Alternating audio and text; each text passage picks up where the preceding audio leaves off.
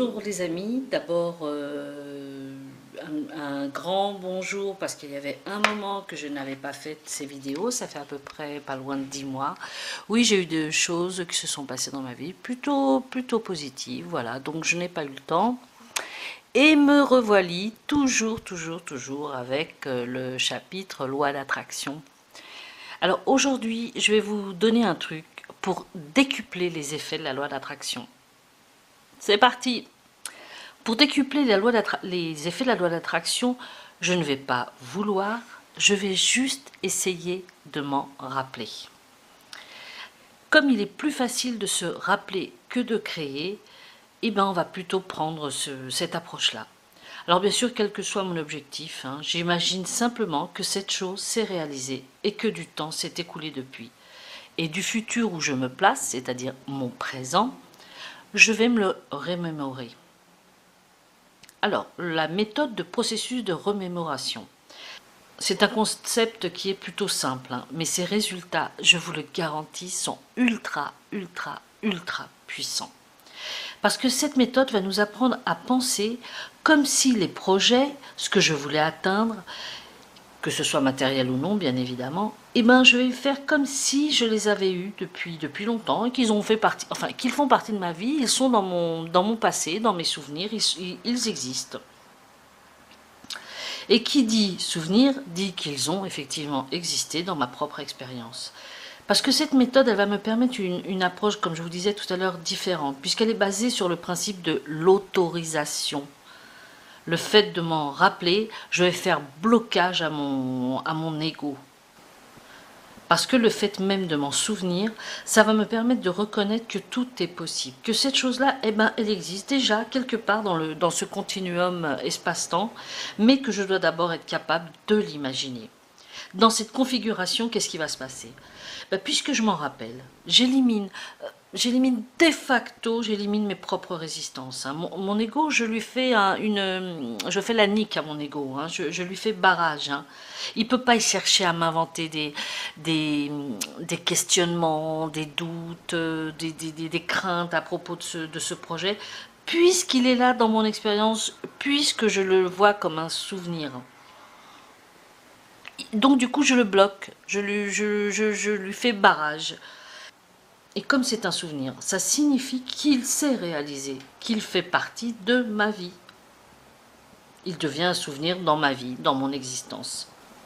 Parce que ce processus de remémoration me montre que cette chose a effectivement eu lieu, que mon objectif souhaité s'est effectivement réalisé.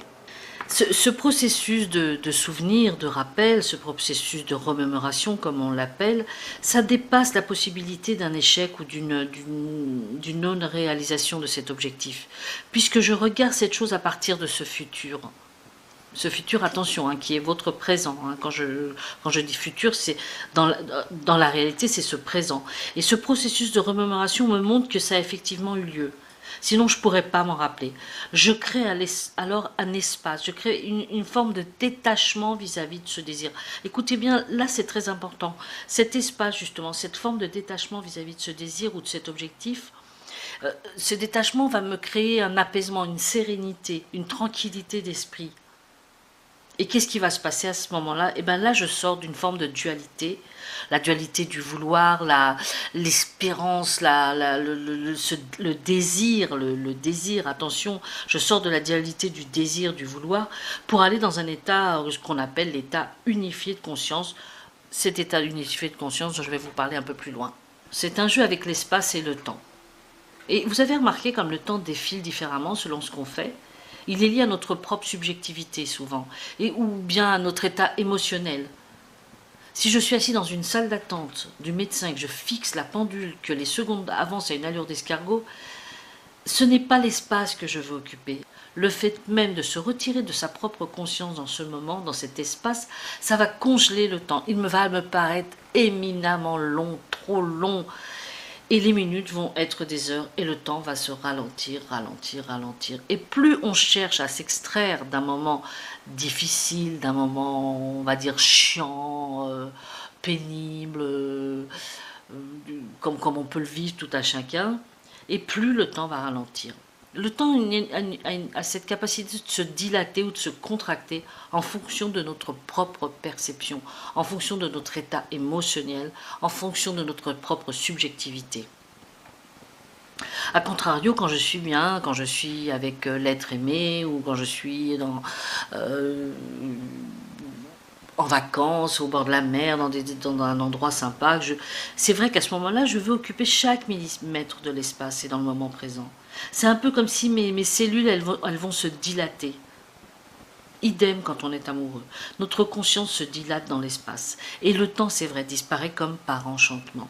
Dans ces moments-là, on veut occuper l'espace, à contrario de situations douloureuses ou pénibles, où là, notre conscience cherche à s'en échapper.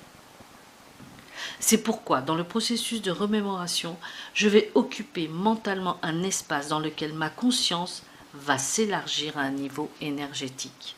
Alors je répète, c'est pourquoi dans le processus de remémoration, je vais occuper mentalement un espace dans lequel ma conscience va élargir à un niveau énergétique. Et puis il faut prendre le processus de remémoration comme un jeu. C'est là où on va imaginer. Vous vous rappelez quand on est petit et qu'on joue dans la cour d'école, je sais pas, la princesse, on y est, on est à fond, on y croit, on est à fond, et les enfants ont cette capacité. Eh bien, il faut retrouver cette capacité à jouer comme le font les enfants. Donc là, je reviens à l'état unifié de conscience. Comprendre l'état unifié de conscience, ça va booster notre capacité à travailler avec la loi d'attraction. Parce que l'état unifié sort de facto de la dualité du vouloir. Parce que le vouloir s'accompagne immanquablement et systématiquement de la peur viscérale de foirer. Certains auteurs de développement personnel l'avaient baptisé cet état, vous savez, c'est quand on a peur, on est dans ce tremblement intentionnel. C'est ce qu'on déclenche lorsqu'on décuple d'efforts pour un projet qui nous tient à cœur. Notre désir est tellement fort qu'il crée simultanément une tension fausse et disproportionnée de cet effort. C'est ce qui se passe quand on est dans la dualité du vouloir. Alors que ce souvenir que nous l'avons déjà entraîne une respiration plus apaisée, une diminution de toute tension, tant physique que mentale. On va s'extraire du faire et du vouloir. On est plutôt dans le bon souvenir que dans le désir et le vouloir. Vous voyez la différence, on est dans le souvenir, on n'est pas dans la langue pendue avec le désir au bout du chemin. On est détendu, on est apaisé, c'est une respiration. Ce processus va permettre de retrouver de la légèreté, à l'inverse de la lourdeur du manque. Je veux, ça veut dire quoi? Ça veut dire qu'on l'a pas, ça veut dire une vibration basse parce qu'on ça va avec la crainte d'échouer, de foirer son coup. Donc ça freine le processus. Alors, on comprend d'abord, et en intégrant dans son quotidien l'état unifié de conscience, nous aurons de moins en moins besoin de forcer les choses auxquelles on aspire.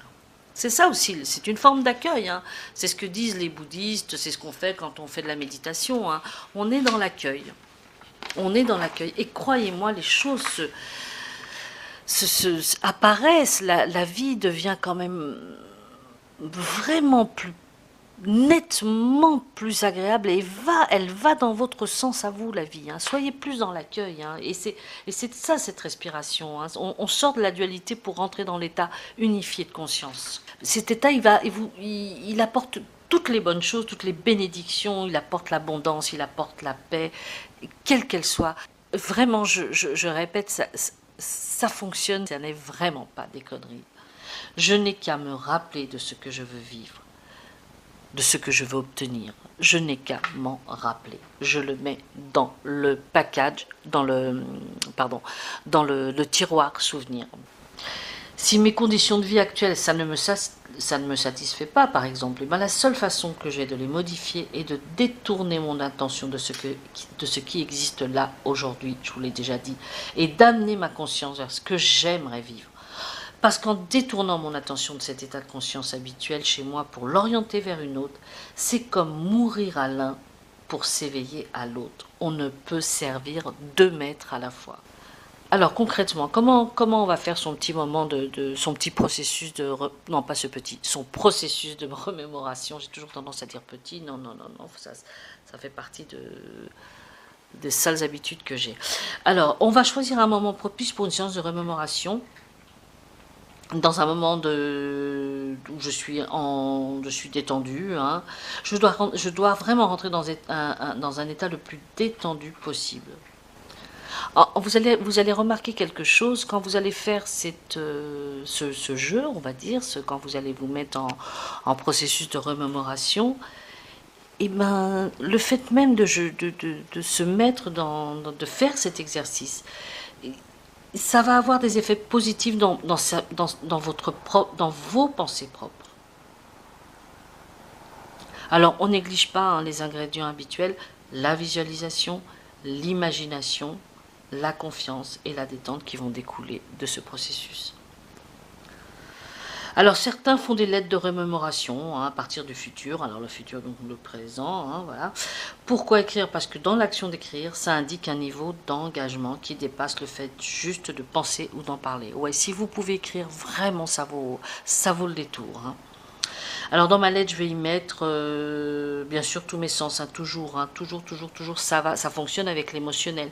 Sans l'émotionnel, sans ce relief de l'émotionnel, rien ne se passe, hein, c'est lisse, ça glisse, il n'y a rien. Mettez tout l'émotionnel, hein. La vue, l'ouïe, l'odorat, le toucher, le goût, tout l'état émotionnel, hein. Et je me souviens, blablabla, il faisait chaud ce jour-là, je sens la chaleur quand c'est arrivé, la lumière de cette journée, comment j'étais habillée, quelle heure il était, est-ce que je buvais un café, est-ce que je rêvassais dans mon canapé. Voyez tout, il faut que vous le viviez en 3D. Voilà, c'est pas juste un film que vous regardez à la télé, vous le vivez en 3D. Est-ce que je suis à l'intérieur? Imaginez même la lumière du jour ou si c'est le soir, la nuit, dans votre lit. Allez-y, surtout aucune limite.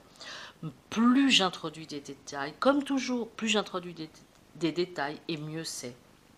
C'est toujours le principe de la visualisation, hein. C'est l'état émotionnel que je vais ressentir. C'est ça qui va donner vie, hein. C'est ça qui va donner vie à mon souvenir. Et bien sûr, le processus de remémoration, ça fonctionne de la même façon. Plus je pratique, plus je renforce les connexions à la solution des problèmes. Alors, juste un rappel, hein, avant de terminer. Toutes ces méthodes, absolument toutes, ne fonctionnent qu'à la condition que nous soyons alignés intérieurement, hein, être alignés intérieurement.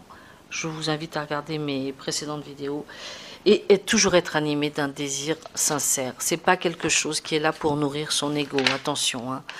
C'est parce que ces méthodes ne fonctionnent qu'à cette condition et seulement à cette condition. Et puis surtout, faites en sorte d'être toujours le plus souvent possible dans la gratitude. Ne soyez pas dans la frustration, l'envie ou la jalousie. Alors c'est sûr, c'est pas toujours facile. On est ma foi que des humains, je le répète souvent. C'est sûr, mais vraiment, en cultivant ce schéma de pensée, de toute façon, vous allez délaisser petit à petit ces états négatifs, hein. Plus ça va, plus vous quitterez ces mauvais sentiments, quoi, si je puis dire.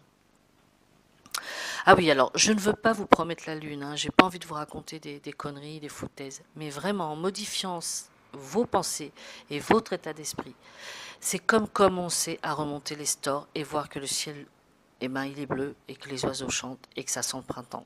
Oui, je sais, la métaphore, elle est un peu bidon, je vous l'accorde, mais c'est la seule que j'ai trouvée.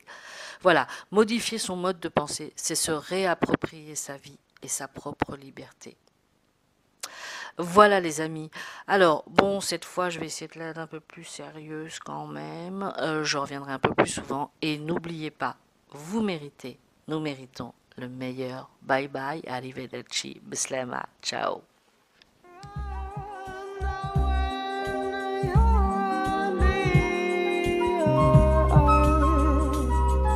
Your presence is so